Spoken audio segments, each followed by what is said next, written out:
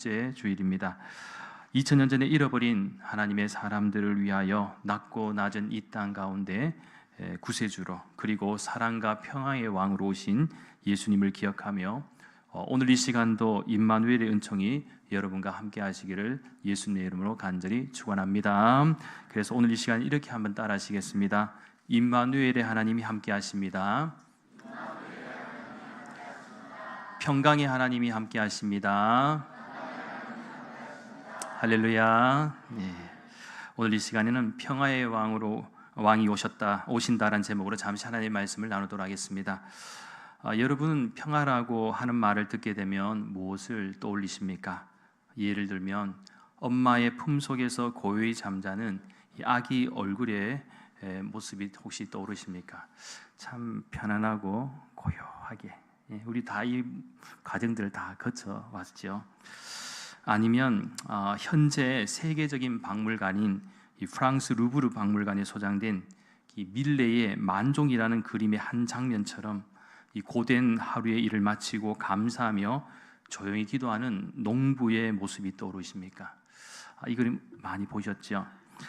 참고로 현재 이 밀레의 그림인 만종의 가격, 이 그림의 가격이 1조 원이 넘는다는 기사가 있습니다. 사실 그림 한 점 가격이 1조 원이 넘는다면 비싸도 너무 비싸죠. 한마디로 아무리 많은 돈을 주어도 살 수 없다는 의미도 있겠지만 그 이유에 대한 해설을 이렇게 설명하기도 합니다. 이것은 값어치가 1조 원을 넘는다는 것이지 실제로 팔면 그 값은 얼마가 될지 모른다. 그렇다면 이 밀레의 그림인 만종은 왜 이렇게 귀할까요? 그것은 바로 이 그림 속에 담겨져 있는 작품 세계의 의미 때문에 그렇습니다. 밀레는 19세기 농촌의 서정적인 모습의 풍경도 그림에 잘 담았지만 평범한 일상 가운데 순수한 신앙의 모습도 잘 담았기 때문입니다. 한마디로 하나님을 경외하는, 하나님께 기도하는 거룩한 영적 아름다움이 이 그림 속에 있다는 것입니다. 그래서 그림을 여러분 좀 한번 보시면은 두 사람이 있죠. 두 사람이 하루 종일 일을 합니다. 피곤하고 지칩니다. 집에 돌아가지 않고 늦도록 일을 하다 보니까 이 교회 종소리가 들립니다. 그래서 이 그림을 보시면 저 뒤쪽 보면 희미하게 교회 그림이 있어요. 보이시는지 모르겠습니다만 다 있어요. 그런데 이 교회 종소리를 듣는 순간 이 두 사람은 무엇을 합니까? 지금 하나님 앞에 감사 기도를 드리는 것이죠.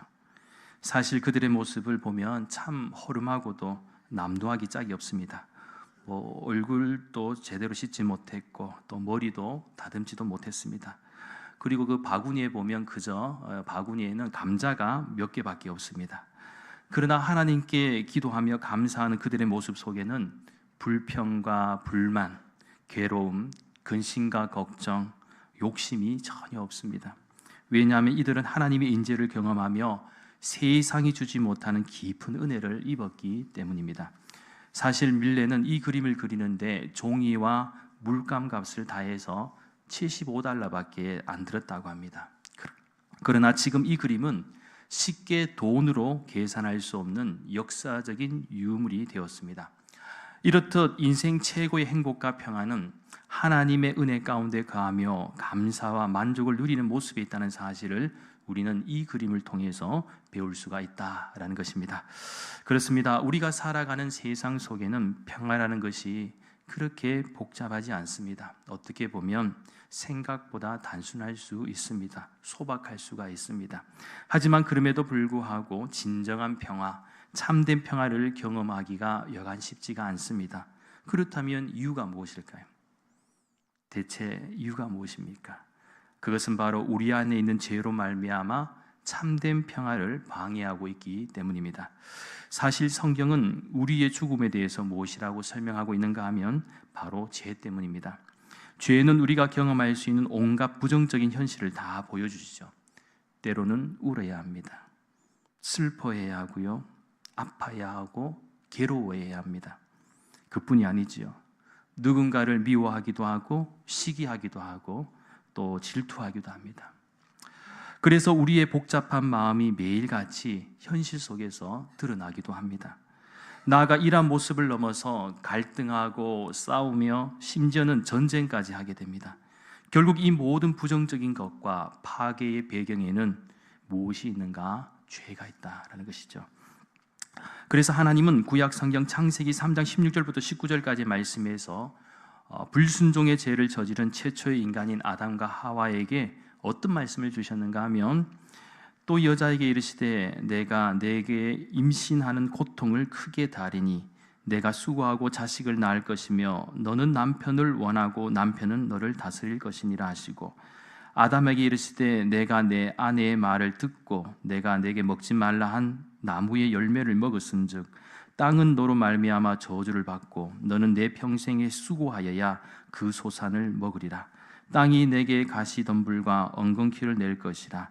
내가 먹을 것은 밭의 채소인즉 내가 흙으로 돌아갈 때까지 얼굴에 땀을 흘려 먹을 것을 먹으리니 내가 그것에서 취함을 입었음이라. 너는 흙이니 흙으로 돌아갈 것이니라. 여기서 주목할 단어는 고통이라는 것과 수고라는 단어입니다. 또한 흙으로 돌아갈 때까지 얼굴에 땀을 흘려야 먹을 것을 얻는다는 것입니다. 그리고 우리는 결국 흙으로 돌아갈 수밖에 없다는 것이죠. 결국 인간은 고통이 있고 수고가 있으며 죽음이 있게 됩니다. 그리고 고단한 인생을 살아갈 수밖에 없습니다. 그런데요, 하나님은 이러한 우리들에게 아주 희망적인 메시지를 주십니다. 그것이 이제 오늘 본문 1절과 2절 말씀에서 발견할 수가 있습니다. 이새의 줄기에서 한 싹이 나며 그 뿌리에서 한 가지가 나서 결실할 것이요 그의 위에 여호와의 영 곧 지혜와 총명의 영이요 모략과 재능의 영이요 지식과 여호와를 경외하는 영이 강림하시리니. 여기서 우리는 이새가 누구인지를 잘 알고 있습니다. 그는 바로 다윗의 아버지이죠. 그리고 1절 말씀에서 이새의 줄기라는 것은 이새의 아들, 즉 다윗을 의미합니다. 그런데 이러한 이새의 줄기에서 한 싹이 나며 그 뿌리에서 한 가지가 나서 결실할 것이다 라는 말씀은 바로 그리스도 메시아를 가리키는 말씀이기도 합니다. 그리고 이사야 선지자가 가르쳐주는 메시아는 성령의 모든 능력, 지혜와 총명, 모략과 재능, 지식을 겸비하고 무엇보다 여호와 하나님을 경외하는 사람이라는 것입니다. 실제로 예수님께서도 이 세상에 오셔서 한 일이 무엇입니까? 십자가에 죽기까지 순종함으로써 구원의 결실을 이루셨습니다. 그리고 무엇보다 메시아의 특징은 오늘 본문 3절 중후반절과 4절 전반절의 말씀에 하면 겉으로 보이거나 들리는 것으로 판단하지 않고 공의로 판단하는 올바른 재판관이라는 것입니다. 또한 4절 후반절과 5절 말씀에 하면 세상의 기준을 따르지 않고 하나님의 기준을 따라 악인을 심판하고 공의와 성실을 실천하십니다. 그렇기에 이사야 선지자가 예언하는 왕은 단순한 개념에서의 왕의 모습이 아니죠. 예를 들면 히스기야 왕 이후의 유다 역사를 살펴보면 요시야가 어느 정도 하나님이 원하시는 예언을 부분적으로 충족시킨 왕이라고 볼 수가 있겠지만, 그 이후에 이 수많은 왕들이 있었지만 어느 누구도 완벽하게 충족시키는 왕은 나타나지 않았습니다. 하지만 이사야가 주목하는 것은 단순한 의미에서 유다 왕이 아니라 온 세상의 왕이신 예수님을 주목하였고, 세상의 그 어떤 왕보다도 가장 완벽하시고 공의를 행하시는 참된 재판관은 바로 예수 그리스도이심을 강조하고 있는 것입니다. 따라서 이사야 선지자는 다윗의 후손으로 오실 메시아에 의해 완성될 평화의 나라를 예언하였습니다. 그런 의미에서 하나님의 방법과 세상의 방법은 정반대일 때가 많습니다. 세상은 높아짐이 가장 강한 경쟁력이지만 하나님은 낮아짐으로 승부를 거십니다. 세상은 큰 것을 추구하지만 하나님은 작은 것으로 세상을 변화시키십니다. 세상은 요란하게 떠들며 소란을 떠는 것으로 자신을 드러내지만 하나님은 언제 오셨는지도 모르게 세상으로 들어오십니다. 그래서 오늘 본문 6절부터 9절까지의 말씀에 주목하시면 매우 중요한 의미를 발견하게 됩니다. 그것은 바로 하나님이 보여주시는 평화의 나라입니다. 오늘 본문 6절부터 9절까지 보여주는 나라는 마치 유토피아와 같은 말 그대로 평화의 나라를 상징적으로 보여주는 장면입니다. 한번 생각해 보십시오. 현실에서 이리와 어린 양은 양육강식의 지배를 받는 관계입니다.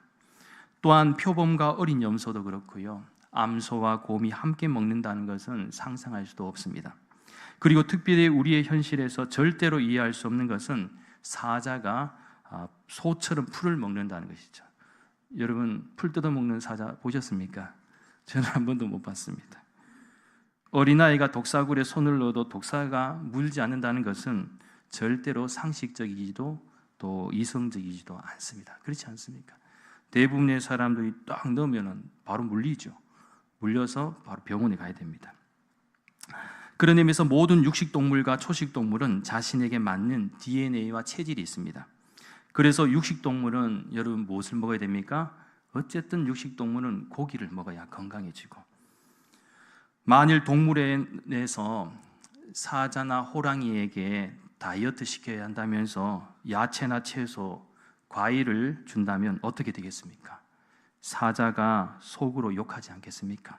비록 말은 통하지 않아도 눈빛으로 보면은 내가 소냐? 고기를 달라, 아니면 죽음을 달라, 그렇게 표현하지 않겠습니까? 반대로 토끼에게 풀이나 채소를 주지 않고 고기를 던져준다면 이건 역시 맞지가 않습니다. 그런데도 이사야 선지자는 왜 이렇게 현실 감각이 없게 설명하고 있는 것일까요? 이유는 간단합니다. 하나님이 허락하시는 평화의 나라는 우리의 이성과 상식으로 판단하는 나라가 아니기 때문입니다. 그리고 우리가 만들어갈 수 없다고 해서 하나님이 만들지 못하는 나라가 아니라는 것이죠. 그리고 이사야 선지자가 이렇게 설명한 가장 큰 이유는 바로 당시 이스라엘 백성들이 포로기 생활 가운데 처해 있는 현실을 잘 반영한 것이기 때문이기도 합니다. 즉 지금은 강자와 약자의 구분이 있고 분명한 차이와 차별이 존재하지만 하나님이 허락하시는 평화의 나라는 평등하다라는 사실을 가르쳐주고 있습니다. 사실 인간의 역사를 보면 양육강식의 법칙이 적용되지 않았던 시대가 과연 있었을까 하는 그런 생각이 듭니다. 양육강식 원리가 지배하는 세상에서는 권력 있는 사람이 약한 자를 억압합니다. 진정한 평화를 이룰 수가 없다는 것이죠. 그런데 그러한 모습은 과거에만 있었느냐? 현재도 있죠. 여전히 있습니다.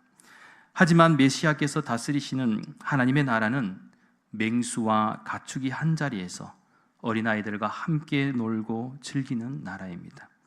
여기서 참고로 이리, 표범, 사자, 독사 등은 실제 맹수들을 의미하는 동시에 세상의 강자들을 의미합니다. 그리고 현실에서의 강자들은 약자들을 억압하고 착취하지만 하나님의 나라에서는 오히려 공존하고 서로의 좋은 것들을 나누는 세상임을 가르쳐 줍니다. 그래서 이사야 선지자는 오늘 본문 9절 말씀에서 매우 중요한 신학적 원리를 우리들에게 가르쳐 줍니다. 그것은 물이 바다를 덮음같이 여호와를 아는 지식이 세상에 충만할 것이다 라는 것입니다. 이것은 무엇을 의미하는 것일까요? 그것은 바로 새로운 세계의 도래는 힘과 억압으로 이루어지는 것이 아니라 물이 바다를 덮음같이 여호와를 아는 지식이 충만할 때 믿어지는 세상이다라는 것입니다. 그러니까 성경에서 말하는 하나님의 지식을 아는 것, 하나님을 알아가는 지식의 충만은 우리의 이성이 믿음 앞에서 믿을 수 있는 은혜를 제공합니다. 그렇게 하나님의 충만은 마리아에게서 태어난 예수님이 하나님의 아들이심을 믿게 하고 그분이 메시아이심을 받아들이게 합니다. 뿐만 아니라 우리의 모든 상처도 아픔도 고통도 하나님을 아는 지식 안에서는 모든 것을 깨닫게 된다라는 사실이죠. 그런 의미에서 이사야 선지자는 평화의 나라, 하나님의 나라를 소개합니다. 진정한 평화의 왕이 되시는 메시아도 소개하고 있습니다. 그렇습니다. 인간이 만들어가는 세상과 현실은 완전한 평화가 존재하지 않습니다. 그런데 예수님은 세상과 정반대의 방법으로 우리를 구원하셨습니다. 어떤 강력한 힘과 권력으로 오신 것이 아니라 우리의 상상을 뛰어넘는 방법, 바로 십자가 보혈과 부활을 통해서 진정한 평화와 구원의 은혜를 베풀어 주셨습니다. 따라서 우리가 꼭 기억해야 할 사실은 왜 예수님이 오늘 이 땅 가운데, 그것도 낮고 낮은 이 땅 가운데 오셨는가 하는 것입니다. 여러분, 왜 오셨습니까? 바로 우리를 구원하시기 위해 친히 이 땅 가운데 인간의 몸으로 오셨고 우리와 함께 하셨다라는 사실입니다. 그래서 예수님의 또 다른 이름을 신약성경 마태복음 1장에서는 임마누엘이라고 표현하죠. God with us. 하나님이 우리와 함께 하신다. 따라서 2023년 대림절의 시간을 보내면서 우리들이 할 일이 있다면, 첫째는 말씀 앞에 온전히 순종하는 자리가 바로 하나님의 나라 천국이 된다는 사실을 꼭 기억하시기 바랍니다. 특별히 12월의 시간은 한 해를 마무리하는 시점이기도 하지만 예수님의 사랑으로 세상을 따뜻하게 밝히는 시점이기도 합니다.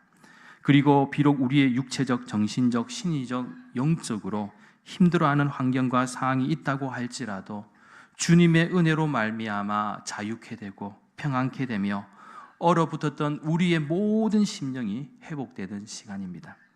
둘째는 지금은 그 어느 때보다도 세상을 위해 기도하는 시간입니다. 여전히 우리 주위에는 수많은 상처와 아픔과 고통 가운데 있는 분들도 있고요.